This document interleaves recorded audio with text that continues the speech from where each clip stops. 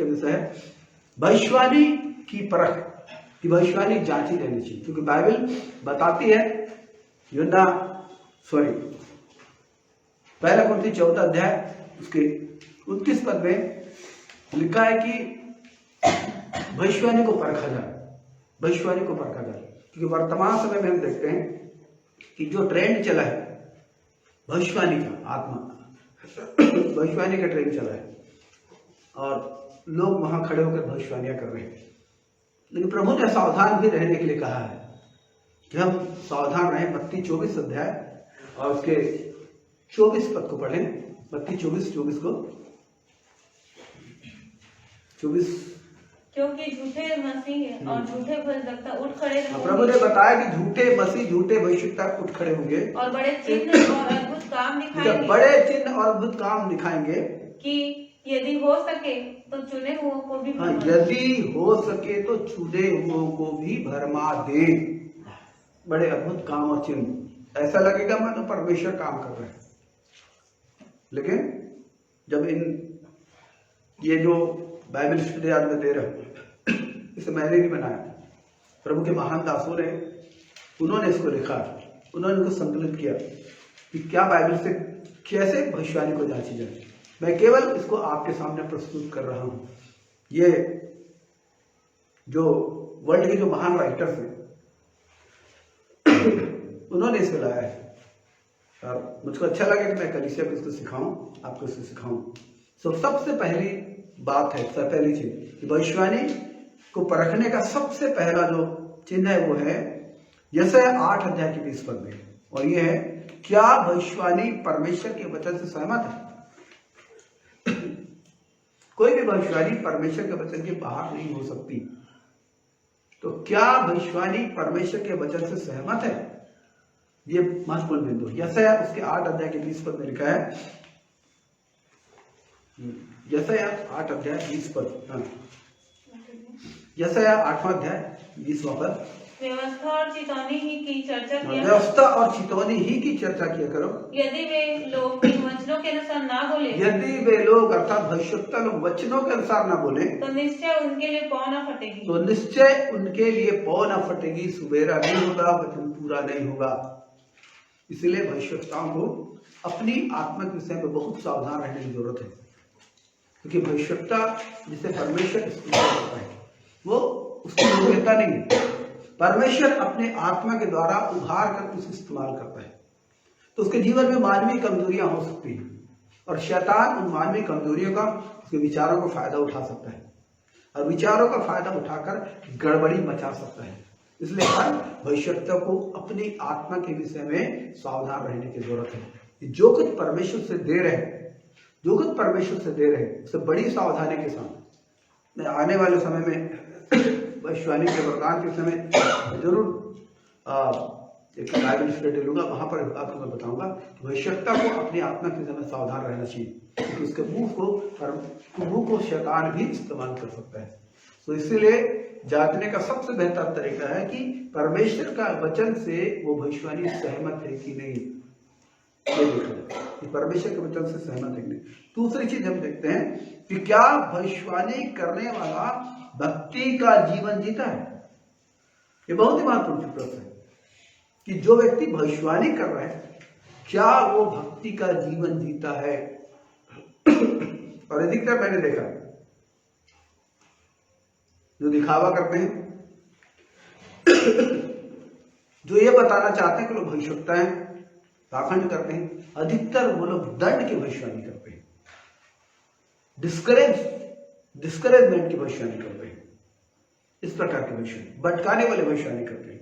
तो सबसे महत्वपूर्ण चीज ये है कि जो व्यक्ति भविष्यवाणी कर रहा है उसका पर्सनल स्पिरिचुअल लाइफ, व्यक्तिगत आत्मिक जीवन कैसा है, किस तरह का जीवन, और यदि वो एक भक्तिमय जीवन गुजारने वाला है तो आप उस स्थिति में आप उस व्यक्ति के भविष्यवाणी पर विश्वास कर सकते हैं। लेकिन अगर उसका जीवन गड़बड़ का जीवन है तो कभी भी उस व्यक्ति के भविष्यवाणी पर विश्वास न करें। यिर्मयाह नबी की किताब 23 अध्याय के 13 से 16 पद को पढ़ ले, जो इसी विषय में बात करता है। यिर्मयाह नबी की किताब उसका 23 अध्याय और 13 से 16 पढ़े। हाँ, शुमरोन के भविष्यवक्ताओं में मैंने यह मूर्खता देखी थी हाँ, कि वे बाल के नाम से भविष्यवाणी करते हाँ, और मेरी प्रजा इजराइल को भटका देते हैं। परंतु यरूशलेम के नबियों में मैंने ऐसे काम देखे हैं हाँ, जिनसे रोंगटे खड़े हो जाते हैं, अर्थात व्यभिचार और पाखंड। हाँ, वे कुकर्मियों को ऐसा ही किया बधाते हैं कि वे अपनी अपनी बुराई से पश्चाताप भी नहीं करते। हाँ, सब निवासी मेरी दृष्टि में सदोमियों और अमोरियों के समान हो गए हैं। यहाँ पर हम देखते हैं 2 प्रकार के नबी लिखा। एक तो बाल के नबी जो वास्तव में परमेश्वर से दूर हटाते हैं, लेकिन वहां पर परमेश्वर के नबी के बारे में लिखा है कि वो उनका भी इंटेंशन गलत होता है। वो पाखंड से भरे हैं, वो व्यभिचार की आत्मा से भरे हैं, और वो जो दुष्ट लोग हैं उनको हियाव बंधाते हैं। जबकि आप जब भविष्यवाणी का अध्ययन करेंगे, आप पाएंगे कि भविष्यवक्ता का काम होता है एक व्यक्ति को सही लाइन में लाए, उसे गुनाह को उजागर करे, के पापों को उजागर करे, के पापों के लिए बोले। बहुत सारे भविष्यवक्ता लोग वर्तमान में भी लोगों के गुनाहों के बारे में बात नहीं करते, लोगों के पापों के बारे में बात नहीं करते। क्यों? कि लोग बुरा मान जाएंगे। परमेश्वर की मर्जी है कि लोग कलीसिया को, कलीसिया की शुद्धता के लिए, कलीसिया की पवित्रता के लिए बोला जाए कि उसके पापों को उजागर किया जाए, गुनाह को उजागर किया जाए। तो यहाँ पर हम देखते हैं, हमने देखा यिर्मयाह उसके 23 के 13 से 16 में, वहां पर परमेश्वर के नबी उनके भी जिंदगी ठीक हुई थी, और इसलिए ऐसी भविष्यवाणी पर विश्वास नहीं किया जाना चाहिए। तीसरे पॉइंट में आते हैं, और तीसरा पॉइंट कहता है, क्या भविष्यवाणी के वचन लोगों को परमेश्वर के पास लाते हैं या दूर ले जाते हैं? वर्तमान समय में प्रॉस्पेरिटी, समृद्धि की भविष्यवाणी बहुत हो रही है, बहुत हो रही है, और लोग पागलों की तरह बेठासा इनके पीछे दौड़ रहे हैं, ऐसे भविष्यवाणी करने वाले पीछे। हो क्या रहा है? हो ये रहा है कि लोग यीशु से दूर जा रहे हैं। मटेरियल ब्लेसिंग के लालच में यीशु से दूर जा रहे हैं। जबकि आप परमेश्वर के वचन को देखेंगे तो मत्ती उसके 6 अध्याय में स्पष्ट लिखा है कि पहले तुम उसके राज और धर्म की खोज करो, ये सब वस्तु तुमको मिल जाएगी। तो भविष्यवक्ता के लिए बात है, और देखेंगे हम लोग इसको, इस चीज को व्यवस्था वगैरह 13 अध्याय के 1 से 4 देखिए। व्यवस्था 13 अध्याय के 1 से 4। यदि तेरे बीच कोई भविष्यवक्ता या स्वप्न देखने वाला प्रकट होकर तुझे कोई चिन्ह या चमत्कार दिखाए, और जिस चिन्ह या चमत्कार को प्रमाण ठहराकर वह तुझसे कहे, आओ हम पराये देवताओं के अनुयायी होकर जिनसे तुम अब तक अनजान रहे उनकी पूजा करें, तब तुम उस भविष्यवक्ता या स्वप्न देखने वाले के वचन पर कभी कान न धरना। हाँ, बस ये चट पड़ी। तो यहाँ पर हम देखते हैं इस प्रकार की प्रोफेसिस भी हो रही है, जहां पर लोगों का ध्यान परमेश्वर के आत्मा से दूर हो रहे हैं, और केवल मटेरियल ब्लेसिंग। इसका मतलब है कि पर्सनल लाइफ चाहे जैसा भी हो, और मैं आपको बोलना चाहता हूं कि मसीह जीवन में कैरेक्टर ज्यादा इंपॉर्टेंट है कि एक व्यक्ति कैसे जीता है प्रभु में, वो ज्यादा इंपॉर्टेंट है बनिस्पत वरदानों के। क्योंकि कुरिन्थियों की कलीसिया से हम देखते हैं वरदानों से परिपूर्ण थी, लेकिन हर प्रकार का दुष्कर्म और व्यभिचार और तमाम प्रकार की गलत चीजों के जीवन में थी, जिसके लिए पहला कुरिन्थियों पत्र लिखी गई, जिसमें उनको ताकीद किया गया कि बाहर आए। इस बात को याद रखिए कि अगर कोई भविष्यवाणी है तो भविष्यवाणी को जांचिए। पहले चीज हम लोगों ने देखा कि भविष्यवाणी का मिलान जो है परमेश्वर के वचन से होना चाहिए। अगर हो सकता बड़े बड़े चिन्ह चमत्कार हो, लेकिन अगर वो भविष्यवाणी जो है वो वचन से सम्मत नहीं है तो आप उसे दृढ़ता से रिजेक्ट कर सकते हैं।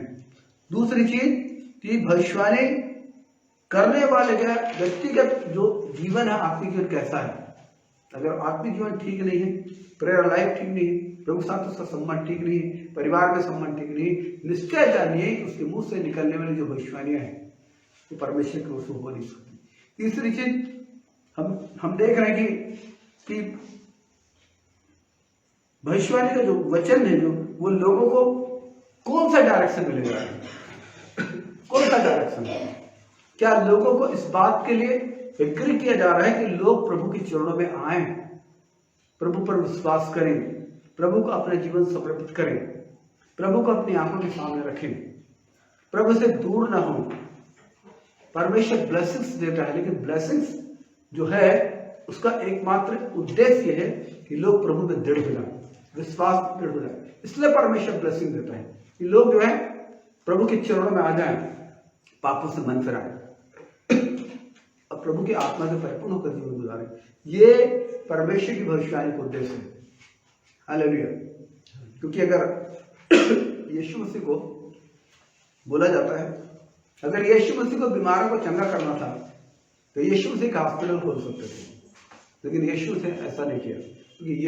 क्योंकि यीशु मसीह का टारगेट जो था बीमारों को चंगा करने के लिए, वो टारगेट जो था वो बीमारों को चंगा करना नहीं था, बल्कि एक चिन्ह प्रकट करना था जिसके द्वारा लोग मसीह पर विश्वास करके उद्धार पाए। ये बात इब्रानी 2 अध्याय उसके 1 से 4 पद के दरमियान लिखी है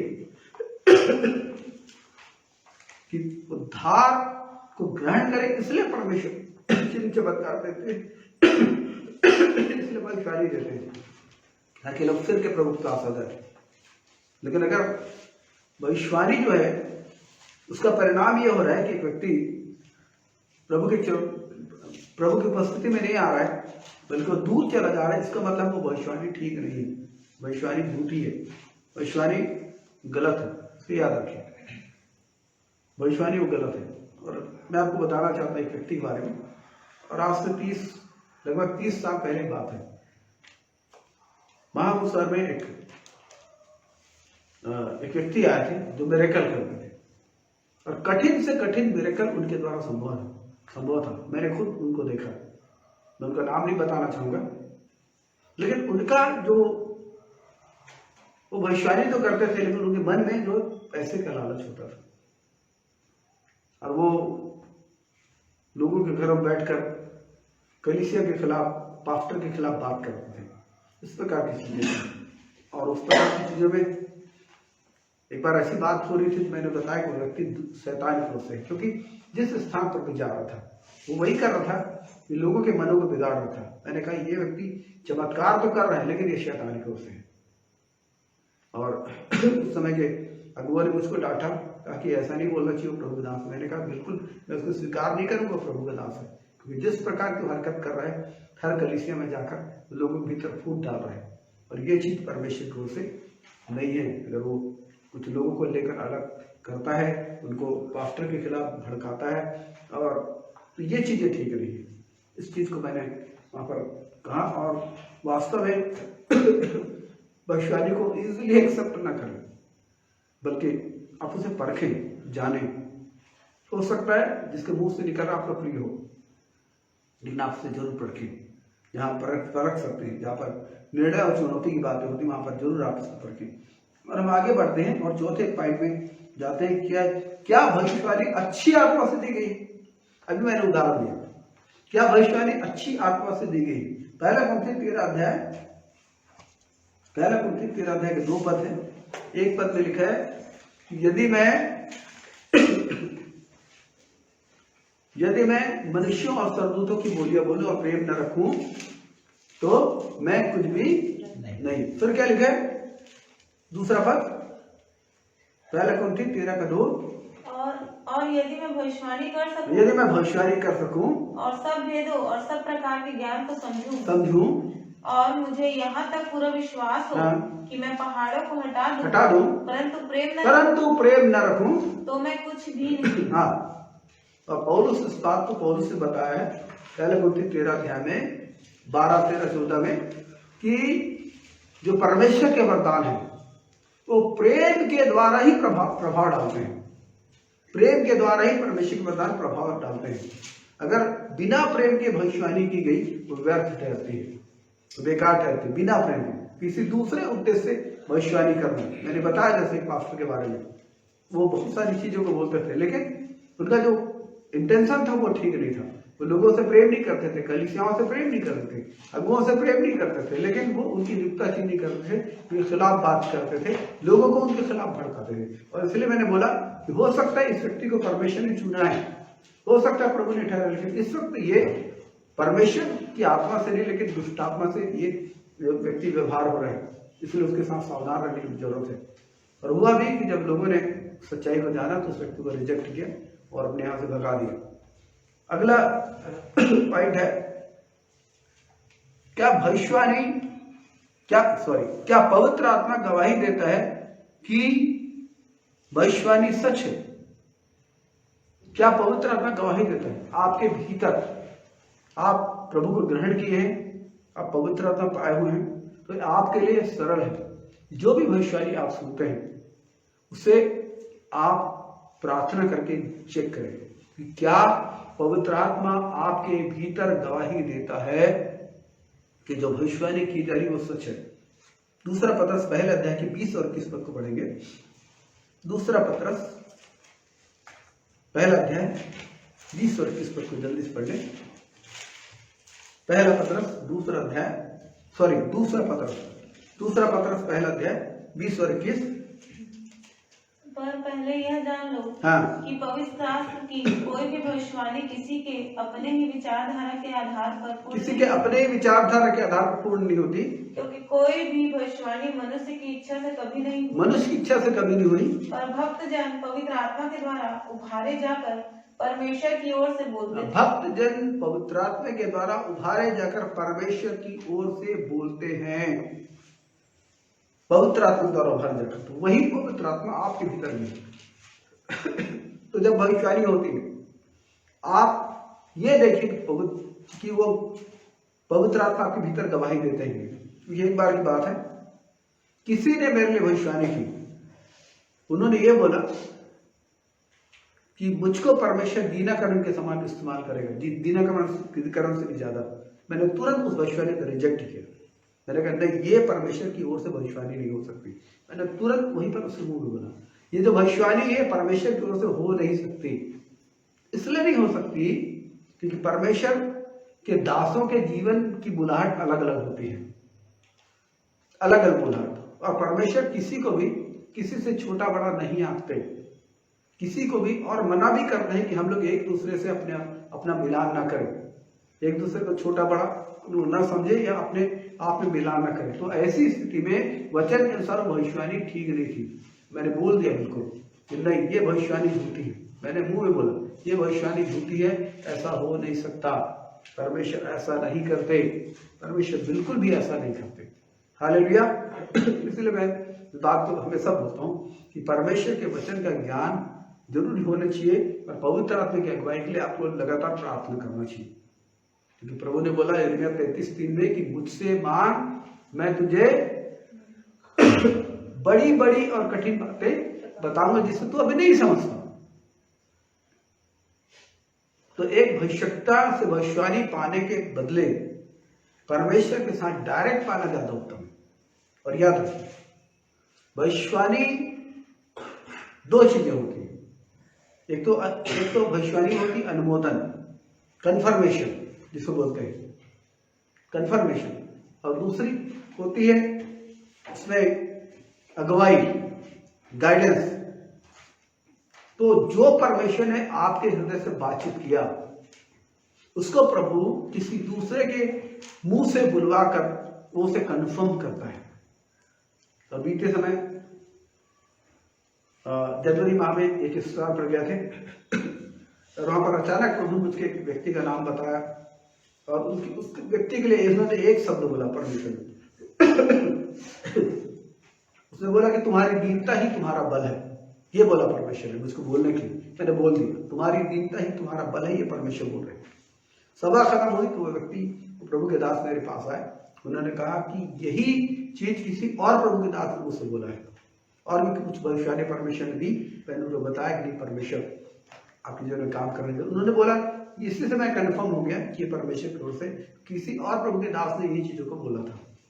हालेलुया। तो इस प्रकार से हम लोग को परमेश्वर भविष्यवाणी को जांच करनी चाहिए कि क्या पवित्र आत्मा आपके भीतर भी गवाही देता है। कई बार ये भविष्यवक्ता लोग पैसों के चक्कर में उल्टी सीधी भविष्यवाणी भी कर देते हैं। पैसों के चक्कर में किसी ने मेरे लिए भविष्यवाणी की फॉरेन जाने की, मैंने बोला मेरी कोई रुचि नहीं फॉरेन जाने की, तो जब होगा तो देखा जाएगा। हालेलुया।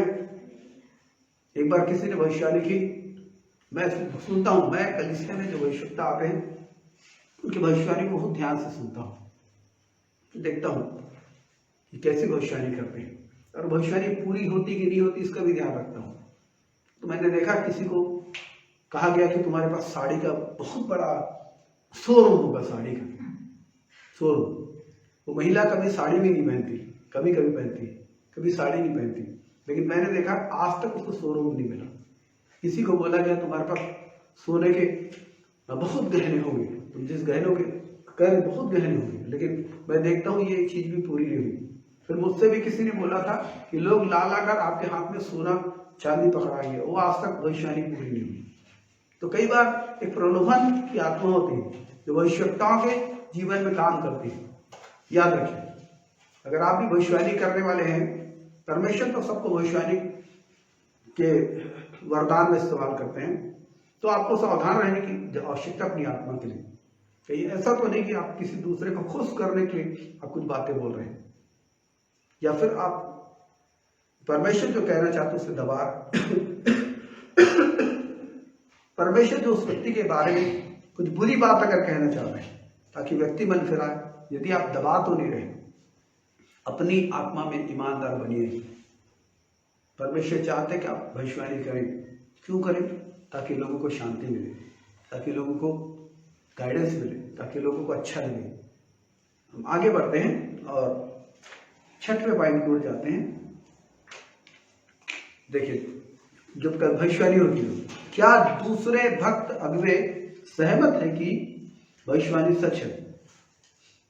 क्या दूसरे भक्त अगुवे सहमत है कि भविष्यवाणी सच है? हाँ, याद रखिए, यदि कलीसिया में परिपक्व लोग हैं और आप जूनियर हैं, भविष्यवाणी वहां पर होती है। अधिकतर जो जूनियर लोग हैं ज्यादा उत्साहित हो जाते हैं, लेकिन अगर अगुओं ने कह दिया कि ये भविष्यवाणी सच नहीं है, तो आपको जिद नहीं करना है, आपको जिद में नहीं आना है। आप उनसे पूछ सकते हैं कि आप इसे क्यों सच नहीं मानते, तर्क आप मांग सकते हैं, रीजन आप मांग सकते हैं, लेकिन आपको हट नहीं करना है। ये नहीं कहना कि नहीं ये भविष्यवाणी मेरी हुई और मैं इसे सच मानता हूं। मैंने देखा है ऐसी भविष्यवाणियों को जहां पर लोगों ने भविष्यवाणी हुई, लोग फूल के कुत्ते हो गए और वास्तव में वो परमेश्वर के वचन के अनुसार नहीं था, परमेश्वर के वचन के अनुसार नहीं था। और हुआ कि लोगों ने सोचा कि अगले लोग मेरे खिलाफ हैं, उन्होंने और ऐसा करके उन्होंने चर्च छोड़ दिया, कलीसिया छोड़ दिया। परिणाम बुरा हुआ, उनका जीवन बर्बाद हो गया। याद रखिए, इस बात को हमेशा बोलता हूँ, इस दिनों प्रभु उसको इस बात को बोलने के लिए बोल रहे हैं कि आपके लिए एक भविष्यवक्ता की भविष्यवाणी से बढ़कर है कलीसिया, कलीसिया। और यहां पर मैं इसको कंप्लीट कर लेता हूं, फिर आपसे बात करूंगा कि क्या दूसरे भक्त अगुवे जो आत्मा में बढ़े हुए हैं ये सहमत हैं कि भविष्यवाणी सच है। दूसरा कुंथी 13:1 में लिखा है, दूसरा कुंथी 13:1। अब तीसरी बार मैं तुम्हारे पास आता हूँ, 2 या 3 गवाहों के मुंह से हर एक बात ठहराई जाएगी। 2 या 3 गवाहों के मुंह से हर एक बात ठहराई जाएगी। जैसे मैं जब दूसरी बार तुम्हारे साथ था, वैसे ही अब दूर रहते हुए उन लोगों से जिन्होंने पहले पाप किया और अन्य एक ही पद पर 31 13 अध्याय के 1 पद पढ़ो, फिर से पढ़ दो। अब तीसरी बार मैं तुम्हारे पास आता हूँ। हाँ। 2 या 3 गवाहों के मुंह से हर एक बात ठहराई। लिखा 2 या 3 गवाहों के मुंह से हर एक बात ठहराई जाए। हाँ, तो आत्मिक अगुवे हैं, तो बाइबल बताती है कि नौजवानों को आत्मिक अगुवों के वश में रहना है ताकि परमेश्वर उच्च समय पर उनको बढ़ाए। तो याद रखिए,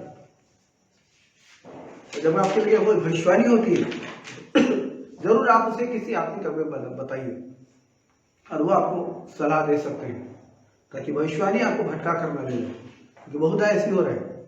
भविष्यवाणी होती है, लोग अपने आप को हीरो समझने लगते हैं, हीरोइन समझने लगते हैं, फिर वो कलीसिया के अगुओं को, कलीसिया को तुच्छ समझने लगते हैं।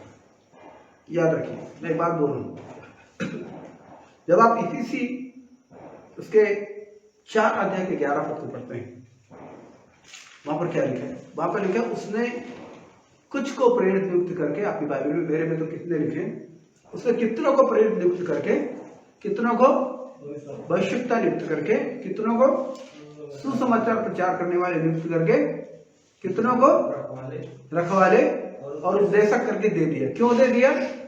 ताकि जिससे पवित्र लोग सिद्ध हो जाए। पवित्र लोग सिद्ध हो जाए, इसका मतलब है कि आप ट्रेंड हो जाए, ट्रेंड हो जाए कि आपके भीतर जो परमेश्वर ने वरदान दिए हैं, सेवकाई के वरदान, उनमें ट्रेंड हो जाए, फिर सेवा का काम किया जाए और मसीह की देह उन्नति पाए।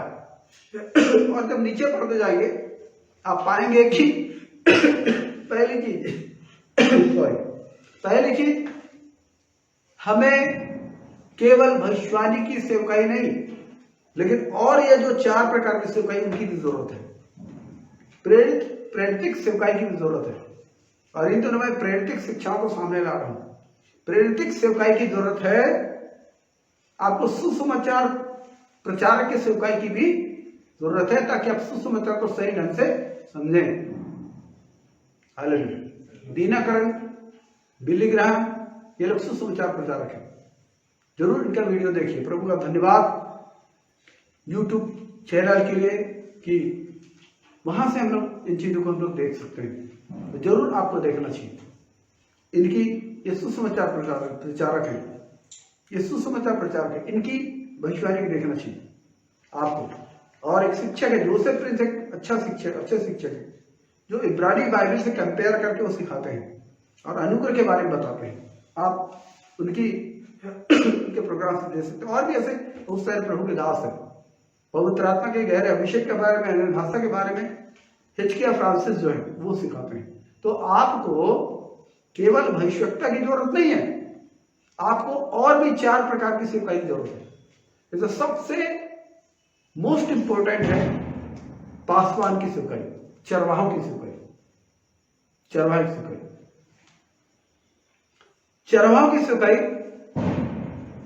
उंगली नंबर 4 में आती है, ठीक है। हालेलुया। इसे किसी ने बोला उंगली नंबर 4, ये चौथी उंगली, और ये जो चौथी उंगली है, ये इसको माना जाता है कि ये हृदय के बिल्कुल करीब होती है, चौथी उंगली। इसलिए तो शादी का जो छल्ला है, मंगनी का छल्ला, वो इस उंगली में पहनाई जाती है। शादी या मंगनी का छल्ला इस उंगली में पहनाया जाता है, ताकि वो जिसका छल्ला है वो दिल के करीब रहे। इसी से कंपेयर किया गया है पासवान की सेवकाई को। अधिकतर क्या होता है, देखिए मैं आपको बता रहा हूं, एक व्यक्ति को परमेश्वर दर्शन देता है कि फलाने जगह में उसको जाकर वहां पर चर्च बनाना है। वो जाता है, व्यक्ति मेहनत करता है, वो चर्च स्टेब्लिश करता है। वो व्यक्ति पासवान है, वो लोगों की चिंता करता है, सुधी लेता है, उसके पास वरदान नहीं है।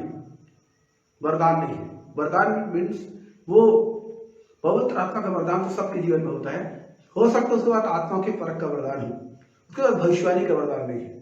समझिए, भविष्य का वरदान नहीं।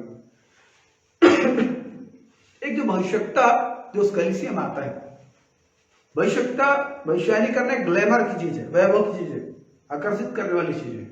भविष्यवाणी की आवश्यकता होती है, इनकरेजमेंट के लिए होती है, लेकिन बाइबल का सही क्रम मैं बताना चाह रहा हूँ। अभी इस वक्त नहीं है, लेकिन आने वाले वक्त में बताऊंगा कि भविष्यवाणी का वरदान और भविष्यवाणी की सेवकाई दोनों अलग अलग चीजें हैं। भविष्यवाणी का वरदान, भविष्यवाणी की सेवकाई दोनों अलग अलग चीजें हैं। भविष्यवाणी का वरदान वो जो भविष्यवक्ता होता है, जो ऑफिशियल प्रोफेट होता है, सेवकाई का वरदान वाला, उसकी भविष्यवाणी का ढंग अलग होता है।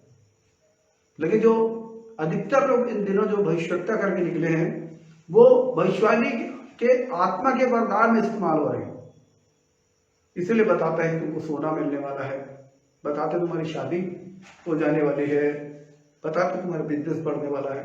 ये गलत नहीं है, लेकिन इसको हमको समझने की जरूरत है। तो कलीसिया में जब एक भविष्यवक्ता जाता है और बहुत लोग के भविष्यवाणी करता है, वो एक आकर्षक चीज है। भीड़ के बीच में, एक बड़ी भीड़ के बीच में कोई आपका नाम लेकर पुकारे, आपके लिए भविष्यवाणी करे, तो आप उस भीड़ के लिए हीरो बन जाते हैं या हीरोइन बन जाते हैं।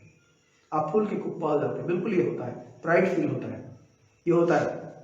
लेकिन आपको बोलो, अब ऐसे लोग अधिकतर क्या होता है, ये इन्हें चाहिए कि आत्मा में सही रीति से बढ़ने के लिए कलीसिया के अगुवे के अधीन रहे, उस पर डिपेंड रहे।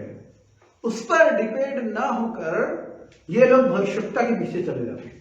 मैंने कई लोगों को ऐसे देखा, कई कलीसियाओं में भी देखा मैंने इस चीज को। और यहीं पर से चर्चेस में ठंडापन, पाप, अनुशासनहीनता, भाईचारे की प्रेम की कमी, ये सारी चीजें आने लगती हैं। इसीलिए भविष्यवक्ता कोई आते हैं और आदर के योग्य हैं, लेकिन जो आपको वचन सिखाते हैं, जो आपके पासवान है, वो दूने आदर के योग्य हैं।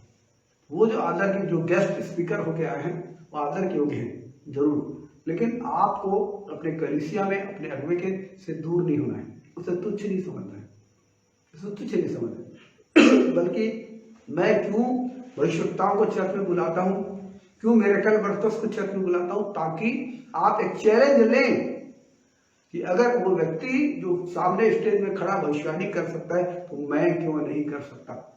और आपको बोलना चाहता हूँ, जो आत्मा का वरदान है, भविष्यवाणी के आत्मा का वरदान, वो कलीसिया में काम करने वाला वरदान है। वो बाइबल बताती है 1 कुरिन्थियों 14 अध्याय में कि प्रत्येक व्यक्ति भविष्यवाणी कर सकता है। 14 अध्याय उसके 31 पद में लिखा है कि प्रत्येक व्यक्ति भविष्यवाणी कर सकता है। तो भविष्यवाणी का जो वरदान है, ये प्रत्येक विश्वासी के लिए है। तो मैंने कई बार इसको प्रैक्टिकल सिखाया भी है, कई बार मैंने इसको प्रैक्टिकल सिखाया भी है और सिखाऊंगा जरूर, ताकि आप जाने कि आप परमेश्वर के द्वारा चुने भविष्यवक्ता है। भविष्यवक्ता इट मींस आप पवित्र आत्मा से भर के भविष्यवाणी कर सकते हैं। ऑफिशियल प्रोफेट आप में से कुछ लोग हो सकते हैं, लेकिन हर व्यक्ति, हर विश्वासी वो भविष्यवाणी कर सकता है। भविष्यवाणी के वरदान, जो आत्मा के वरदान, वो कर सकता है। ऑफिशियल प्रोफेट परमेश्वर कुछ लोग को बनाते हैं, और वो लोग कलीसिया संबंधी भविष्यवाणी करते हैं, सेवकाई संबंधी भविष्यवाणी करते हैं। ये उनके द्वारा होती है, ये मेन चीज है।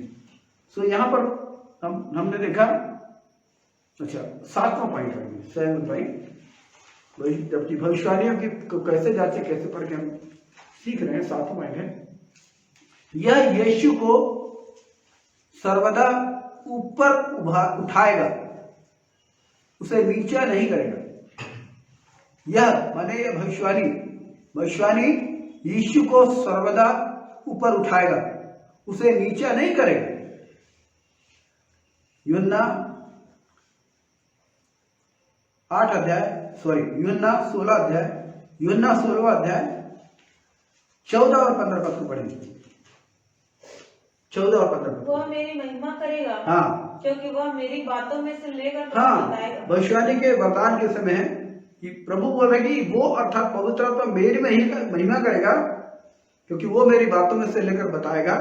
जो कुछ पिता का है वह सब मेरा है। प्रभु कहता है जो कुछ पिता का है वो सब मेरा है, इसलिए मैंने कहा कि वह मेरी बातों में से लेकर तुमको बताएगा। ये प्रभु का वचन है। तो याद रखिए, भविष्यवाणियों को जांचने के लिए 7वां चिन्ह है, 7वीं शिक्षा है कि भविष्यवाणी हमेशा यीशु को ऊपर उठाती है, उसे नीचे नहीं करती, उसे नीचे नहीं गिराती, नीचा नहीं करती। तो इस बात को आप जान लीजिए कि बहुत सारे लोग ऐसे हैं जो इंसानों को इतना ऊपर उठाते हैं कि लोग ज्यादा इंपॉर्टेंट हो जाते हैं, कोई वस्तु ज्यादा इंपॉर्टेंट हो जाती है। और जब आप यहेजकेल किताब उसके 14 अध्याय 3 पद को पढ़ेंगे। वहां पर लिखा है कि लोग अपनी मूर्ति अपने मन में स्थापित करते हैं, अर्थात याद रखें या तो वो लोग परमेश्वर के अतिरिक्त किसी अन्य विषय को व्यक्ति, पाप, नौकरी या कोई और बात, कोई वस्तु, यदि यीशु के अतिरिक्त कोई दूसरी चीज आपके हृदय में ज्यादा आकर्षण पा रहे हैं, इसका मतलब है वो मूर्ति पूजा है। इसका मतलब वो मूर्ति पूजा है, क्योंकि परमेश्वर के अतिरिक्त आपके हृदय में कोई दूसरे वस्तु की लालसा, वो फर्स्ट नहीं होना चाहिए, वो सेकेंडरी होना चाहिए, वो थर्ड होना चाहिए। पाप तो होना ही नहीं चाहिए, लेकिन किसी कोई वस्तु है या आपको कोई जॉब है। मैंने बहुत सारे लोगों को देखा, जब जॉब नहीं रहता तो प्रभु के चरणों में बिल्कुल प्रार्थना करवाते हैं अच्छे जॉब के लिए, अच्छी आर्थिक स्थिति के लिए, लेकिन जब जॉब मिल जाता है, आर्थिक स्थिति अच्छी हो जाती है, तो वो कलीसिया को भूलने लगते हैं। जॉब उनके लिए इतना इंपॉर्टेंट हो जाता है कि वो कलीसिया के चर्च के समय को भी जॉब के लिए देते हैं, चर्च के समय को भी, जबकि जो प्रभु के साथ समय गुजारना है उस समय को तो प्रभु के चरणों में गुजारना चाहिए। दिनकरन, डीजीएस दिनकरन सीनियर, उन्होंने बॉम्बे के एक व्यक्ति के बारे में इसी चीज को बताया कि वो जब बॉम्बे या दिल्ली गए थे और वहां एक व्यक्ति घर में रुके थे, और वो व्यक्ति तो था एक विश्वासी था, लेकिन दिनकरन से उसने बोला कि कृपया मेरे लिए प्रार्थना करें, बताइए परमेश्वर क्या बोलते हैं। दिनकरन ने उस रात में प्रार्थना की, सवेरे उन्होंने उसको बोला, जेकब, परमेश्वर ने उसको बताया कि परमेश्वर तुमको इस स्थान पर लेकर आया, तुम खाली थे, तुम्हारे पास कुछ नहीं था, तुम प्रभु से लगातार गिड़गिड़ाते रहते थे, प्रभु ने तुमको सब कुछ दिया, लेकिन आज परमेश्वर के लिए तुम्हारे पास समय नहीं है, परमेश्वर पास तुम्हारे पास समय नहीं है, और परमेश्वर के हृदय बहुत दुखी है। उन्होंने बताया परमेश्वर के हृदय बहुत दुखी है। प्रभु का धन्यवाद, उस जेकब नाम के व्यक्ति ने वहां पर पश्चाताप किया, पश्चाताप करके वो वापस लौटे। उन्होंने रोकर दिनकरन से कहा, नहीं, वास्तव में यही बात है कि मैंने प्रभु को पीछे कर दिया है और अपने जीवन में अपने काम को, अपने पैसे को ज्यादा महत्व दिया है। इसलिए आज मैं मन फिराता हूँ, जो समय परमेश्वर को मुझको देना है, जो भक्ति परमेश्वर को मुझको करनी है, मैं आज से फिर से उसमें लग जाऊंगा। तो ये मैं आपको कहना चाहता हूं कि जो भविष्यवाणी है वो एक व्यक्ति की जीवन पर यीशु मसीह को ऊपर उठाता है, उसे नीचे नहीं करता, उसे नीचे नहीं करता। और याद रखिए, भविष्यवाणी का ये एम होना चाहिए, यीशु ऊपर उठे, मनुष्य नीचे जाए। ये दुनिया में कोरोना की मार ने दुनिया को बता दिया कि यीशु के अतिरिक्त और कोई दूसरी चीज महत्वपूर्ण नहीं है, यीशु के बगैर कोई दूसरी चीज महत्वपूर्ण नहीं है। इसलिए अब भी जाग उठिए और अपने आत्मिक जीवन को व्यवस्थित करिए, क्योंकि यीशु मसीह वो शीघ्र आने वाले हैं। प्रभु ने 1 महीना पहले मुझको बताया कि मैं लोगों को सचेत करूं कि उनका आगमन निकट है। मैं लगातार क्योंकि जो प्रोफेट्स हैं, जो समय के बारे में भविष्यवाणी करते हैं, उन चीजों को मैंने कलेक्ट करने की कोशिश की, सुनता हूँ। और आने वाला जो 8 वर्ष है, सन 2030 तक, बहुत ही महत्वपूर्ण है, बहुत ही पृथ्वी पर भयंकर उथल पुथल होंगे। और हो सकता है इस दरमियान प्रभु आ सकते हैं। ये मेरी भविष्यवाणी नहीं है, ये मेरा अनुमान है। हो सकता है प्रभु आ जाए, और ऐसी स्थिति प्रभु कह रहे कि जागो और तैयार हो, कहीं तुम पर वो दिन अचानक ना पड़े। और जरूर मैं इस विषय को मैं लगातार इन दिनों जहाँ भी मैं कॉटेज पीरियड में जा रहा हूँ, जवानों के बीच में मैंने इन चीज़ों को प्रचार किया, लगातार मैं इस बातचीत कर रहा हूँ। ये पहली बार है जब किसी विषय पर प्रभु मुझको बार बार बुलवा रहे हैं, और हो सकता है कल सुबह भी मैं इस विषय को कुछ प्रकाश डाल पाऊँ। इसलिए जरूर आप तैयार रहिए कल की आराधना के लिए। तो यहाँ पर हम लोग देखते हैं कि यीशु मसीह को ऊपर उठाती है भविष्यवाणी। और आखिरी 8वां पॉइंट है,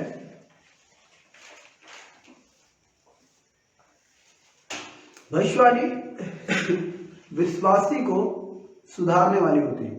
यह विश्वासी को सुधारेगा, उसे गड़बड़ी, परेशानी या अनिश्चितता में नहीं डालेगा। भविष्यवाणी विश्वासी को सुधारेगा, उसे गड़बड़ी, परेशानी या अनिश्चितता में नहीं डालेगा। याद रखो, जो भविष्यवाणी, चाहे वो ऑफिशियल प्रोफेट की भविष्यवाणी हो, चाहे वो आत्मा के द्वारा वरदान पाए हुए व्यक्ति की भविष्यवाणी है, ये कभी भी एक विश्वासी को गड़बड़ी में नहीं डालेगा, परेशानी में नहीं डालेगा। पहला कुरिन्थी 14 अध्याय उसके 30 पद पर देखें। पहला कुरिन्थी 14 अध्याय का 30 पद।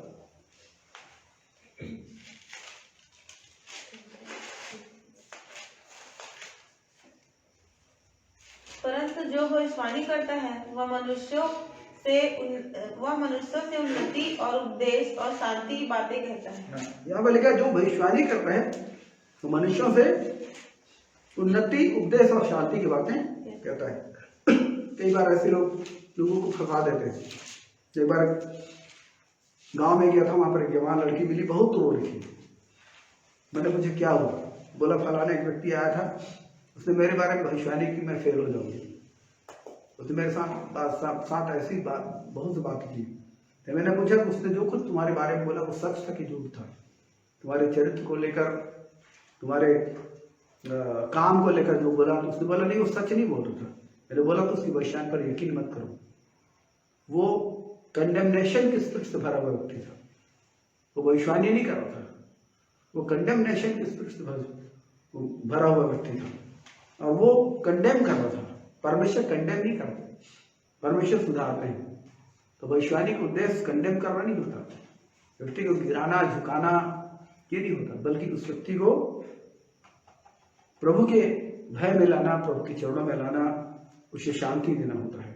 तो प्रभु का धन्यवाद। यहाँ पर हमने देखा इन 8 बिंदुओं में कि भविष्यवाणी को कैसे परखें।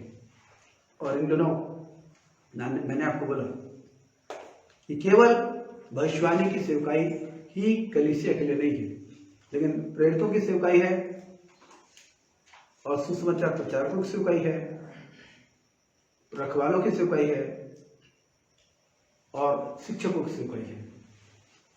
ये चीजें ज्यादा महत्वपूर्ण है। और इन दिनों जबकि धर्म की स्थितियां बहुत है, सबसे महत्वपूर्ण चीज है कि आप वचन की शिक्षा में आगे बढ़े। तो परमेश्वर को मुझे इनकरेज कर रहे हैं कि मैं वचन की शिक्षा को ज्यादा महत्व दूं। इसलिए मैं वचन को मैं लेकर आऊँगा और जरूर आप शनिवार और रविवार की आराधना को अटेंड करें। और यदि कहीं भी आपके मोहल्ले में कॉटेज प्रेयर होता है, वहाँ भी आप बिल्कुल उसको अटेंड करें इन दिनों, क्योंकि प्रभु का वचन क्या कहता है। एक वचन देना चाहता हूँ, इब्रानी उसके 10 अध्याय इसके 24 और 25 पद को पढ़ दें।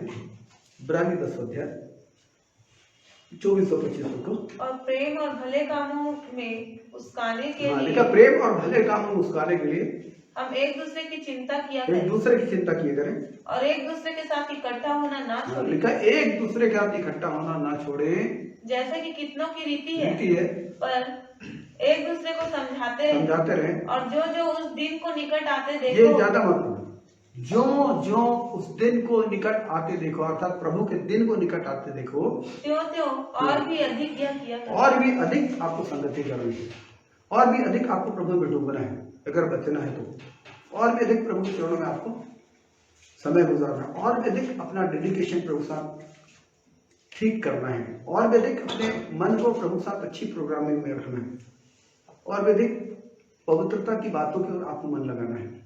डुप्लीकेट मत बनिए, सांसारिक लालसाओं में जीवन मत गुजारिए और आग से मत खेलिए। जो न्याय की आग है परमेश्वर, उससे मत खेलिए, लेकिन अपने जीवन को ईमानदारी से प्रभु चरण करिए। तो प्रभु का धन्यवाद, प्रभु आपको आशीष दें। आइए एक छोटी सी प्रार्थना करेंगे, प्रार्थना के बाद हम अपने आज के अध्ययन को समाप्त करेंगे। कल सुबह 9:30 बजे हम फिर से आराधना में आएंगे और प्रार्थना कीजिएगा कि कल हम पवित्र आत्मा में डूब कर आराधना कर सके, जबरदस्त आराधना कर सके, ताकि पूरे सप्ताह भर की खुराक हमको मिल जाए पवित्र आत्मा के अभिषेक करें।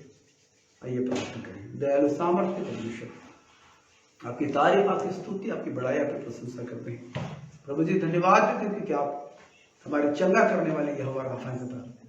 मेरे परमेश्वर, संसार अंधकार में डूबता जा रहा है, संसार भ्रम में डूबता जा रहा है, संसार में पिता भ्रम की ताकतें काम कर रही हैं, गलत स्पिरिट्स काम कर रही हैं, और ऐसे वक्त में प्रभु आप अपने लोगों को बचाते हैं। पिता मेरी प्रार्थना है अपने लोगों के ऊपर अनुग्रह करें कि वह बुद्धिमानी से जो पवित्र परमेश्वर देता है उस बुद्धि से चले प्रभु जी। और खुदा जब वो लोगों का पीछा करते हैं, स्वामी परमेश्वर आप दया करें कि भविष्यवाणी को जांच करने में आप लोगों की सहायता करें, परिणाम को सोचने में सहायता करें। आपकी दया सब बातों में आप पिता हम आपका धन्यवाद देते हैं, आपकी करुणा में बलवंत आकर सब बातों को समर्पित करते हैं। लाली के लिए प्रभु बोल रहे हैं कि मैं तुझे आत्मा में और भी अधिक बलवंत करूंगा, उठाऊंगा और तुझे बहुतों के लिए आशीष का कारण ठहराऊंगा। बोल रहे प्रभु एक ही चीज साल लिया धन्यवाद देते पिता। हाँ परमेश्वर पिता, आप लोगों को चंगा करने वाले परमेश्वर हैं, आप मुरझाए हुए चेहरों को पिता जी आनंद से भरने वाले परमेश्वर, आप धन्यवाद करते हैं प्रभु जी। आप ममता के लिए बोले, ममता तेरे लोगों को प्रभु चंगा करेंगे बोल रहे हैं।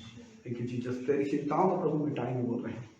तेरी प्रार्थना को प्रभु ने सुना है, जो अंधकार की शक्तियां उस क्षेत्र में काम करके वो नष्ट की जाएंगी बोल रहे हैं प्रभु।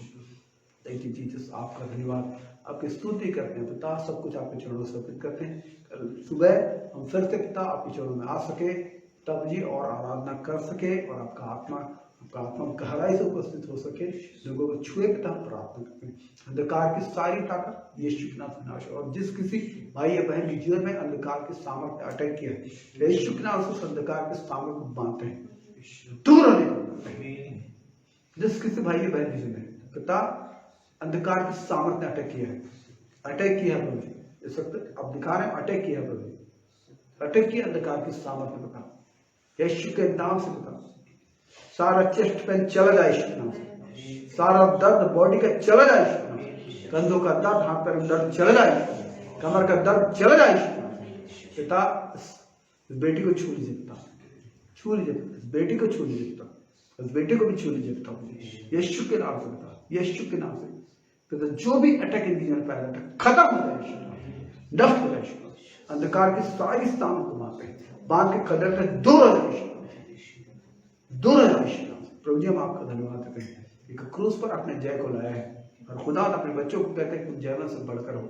इन आशीषों के लिए धन्यवाद प्रभु जी। फिर से इस रात्रि में अपने जीवन को समर्पित करते हैं, जिस तरह दिन भर संभाला धन्यवाद देते हैं, रात में संभाले प्रभु जी, रात्रि में संभाले खुदा सुने, रात्रि में संभाले प्रभु जी, हमें खुदा स्मरी, हमारे लोगों को संभाले, हमारे शहर को संभाले, हमारे गांव को संभाले प्रभु जी। खासकर हम प्रार्थना करते हैं प्रभु जी जो हाथी से पीड़ित क्षेत्र है पिता गांव, उनके लिए हम प्रार्थना करते हैं। अब दया करें, करुणा करें, अनुग्रह करें, सरकार पिता हाथियों के लिए अच्छी नीति बना सके प्रभु जी, ताकि हाथी लोग गांव में प्रवेश करके लोगों के जान और माल की हानि न करें पिता। हाँ प्रभु आप दया करें, करुणा करें इन बातों के लिए। आप सरकार को प्रभु जी प्रोत्साहित करें, सरकार को बुद्धि दे पिता, समझ दे पिता, ताकि खुदा स्वरी लोगों के जीवन शांति में हो पिता, किसी भी पिता एक्सीडेंटल वे में पिता उनका जीवन इस पृथ्वी पर से नष्ट न हो। हाँ पिता हम आपका धन्यवाद देते हैं, प्रभु के हर एक दासों को आपके नाम में समर्पित करते हैं, हर एक गॉस्पेल वर्कर को आपके नाम में समर्पित करते हैं, हर किसी उनका आशीष अनुग्रह भविष्यवाणी के आत्मा से की परिपूर्णता को लाइए पिता, मुझे लोगों की जीवन पिता। हाँ आप दया करें, महिमा और अंतर आप मिले, यीशु मसीह के मीठे नाम से मांगते हैं, आमीन।